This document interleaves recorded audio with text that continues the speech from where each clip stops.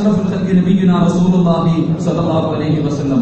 അല്ലാഹുവിന്റെ പ്രവാചകൻ പറയുന്നു, പള്ളി പരിപാലിക്കുന്നവർ, അല്ലാഹുവിന്റെ ഭവനം നല്ല രീതിയിൽ പരിപാലിക്കുന്നവരുണ്ടല്ലോ, അവർക്ക് കിട്ടുന്ന പ്രതിഫലം എന്തെന്നറിയുമോ? അല്ലാഹുവിന്റെ റസൂൽ പറയുകയാണ്, അല്ലാഹുവിന്റെ പ്രവാചകൻ പറയുന്ന, ഒരു നാട്ടിലെങ്ങാനും അല്ലാഹു നാശമറക്കാൻ ഉദ്ദേശിച്ചാൽ, ഒരു നാട് റബ്ബ് നശിപ്പിക്കാൻ ഉദ്ദേശിച്ചാൽ, എന്റെ പ്രിയമുള്ളവരെ, ആ പള്ളി അല്ലാഹുവിന്റെ ഭവനം നല്ല രീതിയിൽ ഭരിക്കുന്നുണ്ടോ, അല്ലാഹുവിന്റെ ഭവനം നല്ല രീതിയിൽ പരിപാലിക്കുന്ന നാടാണെങ്കിൽ അല്ലാഹു ആ നാശം മാറ്റിവെക്കുമെന്ന് നബിയുനാ റസൂലുള്ളാഹി സ്വല്ലല്ലാഹു അലൈഹി വസല്ലം. അല്ലാഹുവിന്റെ അദാബുകൾ ഇറങ്ങുന്നതിനെ തൊട്ട് അല്ലാഹുവിന്റെ പള്ളി പരിപാലിക്കുന്നവരുണ്ടല്ലോ, അവർ പരിപാലിച്ചതിന്റെ മഹത്വം കൊണ്ട് ആ നാട് പോലും റബ്ബ് നശിപ്പിക്കില്ല എന്ന് പ്രവാചകൻ പഠിപ്പിക്കുമ്പോ, എന്റെ പ്രിയമുള്ള സഹോദരങ്ങളെ, അല്ലാഹുവിന്റെ റസൂൽ രണ്ടാമതായിട്ട് പറയുകയാ, സ്വന്തം ജോലിയുള്ളവരുണ്ടല്ലോ, ഒരുപാട് സ്ഥാപനങ്ങൾ ഉള്ളവരുണ്ടല്ലോ, ഈ തിരക്കുകളെല്ലാം കഴിഞ്ഞിട്ട് കിട്ടുന്ന സമയം അല്ലാഹുവിന്റെ പള്ളിക്കകത്ത് വന്ന് ഇബാദത്ത് ചെയ്തിട്ട് പടച്ചവന്റെ പള്ളിയെ സേവിക്കുന്നവരുണ്ടല്ലോ, അതിനെ സ്നേഹിക്കുന്നവരുണ്ടല്ലോ.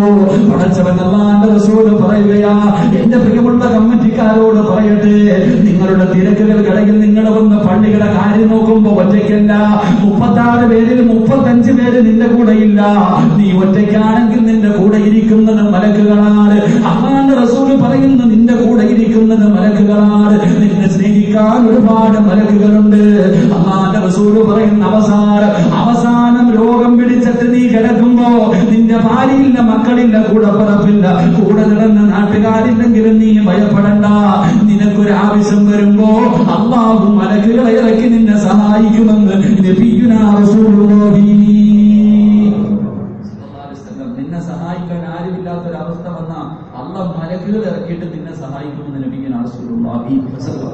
അല്ലാഹുവിന്റെ റസൂൽ പറയുന്നു, നല്ല രീതിയിൽ അല്ലാഹുവിന്റെ പള്ളി പരിപാലിച്ച അല്ലാഹുവിന്റെ റസൂൽ പറയുന്നു, അവന്റെ ദുഃഖം അല്ലാഹു നൽകില്ല, അവന് താങ്ങാൻ കഴിയാത്ത വേദന റബ്ബ് കൊടുക്കില്ല. അല്ലാഹുവിന്റെ വിശ്വാസം വർദ്ധിപ്പിക്കും. നാളെ പരലോകത്ത് അല്ലാഹു അർശിന്റെ താഴ്ഭാഗത്ത് അവന് സ്ഥാനം കൊടുക്കുമെന്ന് നബിയുനാ റസൂലുള്ളാഹി. നീതിമാനായ ഭരണാധികാരി നാളെ അർശിന്റെ താഴ്ഭാഗത്ത് അല്ലാഹു അവനെ ഒരുമിച്ച് കൂട്ടും. അല്ലാഹു അർശിന്റെ താഴ്ഭാഗത്ത് സ്ഥാനം കൊടുക്കും. മഹാനായ റസൂലുള്ളാഹി സ്വല്ലല്ലാഹു അലൈഹി വസല്ലം തങ്ങൾ പറഞ്ഞു, സിറാത്ത് എന്ന പാലം മിന്നൽ വേഗത്തിൽ കടന്നവൻ സ്വർഗ്ഗത്തിലെത്തുമെന്ന് നബിയുനാ റസൂലുള്ളാഹി സ്വല്ലല്ലാഹു അലൈഹി വസല്ലം. അല്ലാഹുവിന്റെ പള്ളി പരിപാലിച്ച എന്റെ പ്രിയമുള്ള സഹോദരങ്ങളെ, ഒരിക്കൽ അല്ലാഹുവിന്റെ റസൂലിനോട് സഹാബത്ത് സ്വർഗ്ഗത്തെ കുറിച്ച് പറയുമ്പോൾ അല്ലാഹുവിന്റെ റസൂൽ പറഞ്ഞു കൊടുത്തു, സ്വർഗ്ഗത്തിൽ പോകാനുള്ള എളുപ്പവഴി, സ്വർഗ്ഗത്തിൽ പോകാനുള്ള പള്ളിയുടെ മഹത്വം മനസ്സിലാക്കണമെങ്കിൽ ഇത് പഠിച്ചാൽ മതി. അല്ലാഹുവിന്റെ റസൂൽ പറഞ്ഞു, സ്വർഗ്ഗത്തിൽ പോകാനുള്ള എളുപ്പവഴി, പള്ളിക്കകത്ത് കിടക്കുന്ന പൊടി പറക്കി കളഞ്ഞാൽ നിനക്ക് സ്വർഗ്ഗത്തിൽ എളുപ്പമെത്താൻ കഴിയുമെന്ന് നബിയുനാ റസൂലുള്ളാഹി. മോദി വരട്ടെ, ഉസ്താദ് വരട്ടെ, സെക്രട്ടറി വരട്ടെ, പ്രസിഡന്റ് വരട്ടെ എന്നല്ല, പള്ളിക്കകത്ത് ഒരു പൊടി കിടക്കുന്നുണ്ട്, നീ എടുത്തു കളഞ്ഞാൽ നിനക്ക് കിട്ടുന്ന പ്രതിഫലം കല്ല് മുകളിൽ നിന്ന് താഴേക്ക് ഇടുന്ന അത് വീടുന്നതിനേക്കാളും എളുപ്പത്തിൽ നീ സ്വർഗ്ഗത്തിലെത്തുമെന്ന് നബിയുനാ റസൂലുള്ളാഹി.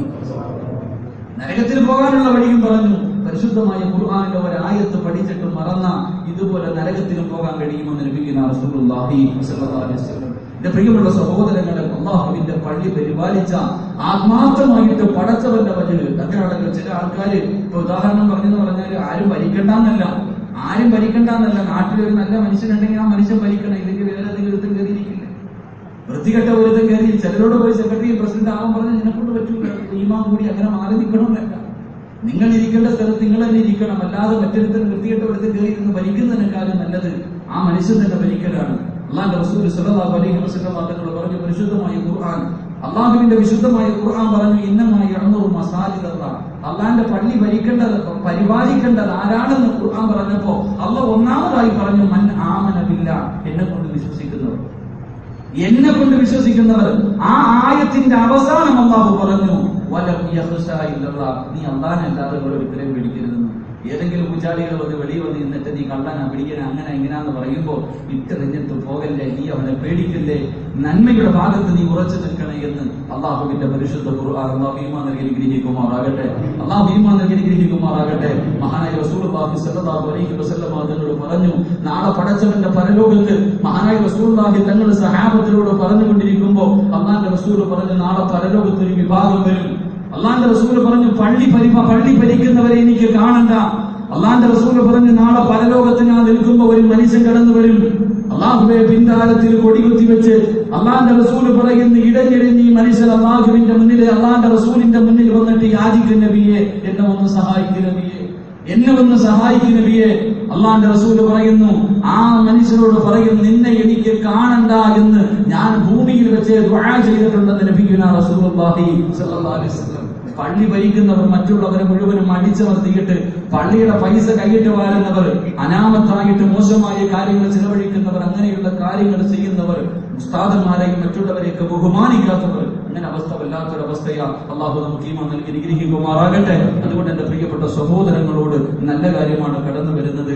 അപ്പൊ അതിനോട് നല്ലവരെ തിരഞ്ഞെടുക്കേണ്ട ബാധ്യത നിങ്ങൾക്കുണ്ട്. നല്ലതാരാ മോശക്കാരനാരാ നിങ്ങൾക്ക് ഓരോരുത്തർക്കും തിരിച്ചറിയാൻ കഴിയും. അതുകൊണ്ട് അതിന്റെ ഇലക്ഷനൊക്കെ നടക്കുമ്പോ നല്ല രീതിയിൽ ആൾക്കാരെ പ്രവർത്തനം നിങ്ങൾ പങ്കെടുപ്പിക്കുക. അതുപോലെ തന്നെ നിസ്കാരവും പള്ളിയുമായിട്ട് ബന്ധമില്ലാത്തവർ, ഈ കാര്യങ്ങളിൽ നോക്കാനും നടക്കാനും മനസ്സില്ലാത്തവർ, അവര് ദയവ് ചെയ്ത് ഇതിനകത്ത് കയറി പെടരുത്. കാരണം പെട്ടുപോയ നിനക്ക് ദുനിയാവും ഇല്ല, ആഖിറവും ഇല്ല. നാണം കെട്ട് നരകിച്ച് ജനങ്ങൾക്ക് മുന്നിൽ നാറുകിട്ട് കിടന്നു മരിക്കേണ്ട ഒരു അവസ്ഥ വരും. അള്ളാഹു നമ്മളെ കാക്കുമാറാകട്ടെ, അള്ളാഹു നമ്മളെ കാക്കുമാറാകട്ടെ. അതുകൊണ്ട് കഴിഞ്ഞ കമ്മിറ്റിയിലുള്ളവരൊക്കെ ചിന്തിക്കുക, എനിക്കതിന് പള്ളി പരിപാലിക്കാൻ എനിക്ക് അർഹതയുണ്ടോ? ഫാത്തിഹെങ്കിലും എനിക്ക് ഓടാൻ അറിയാം.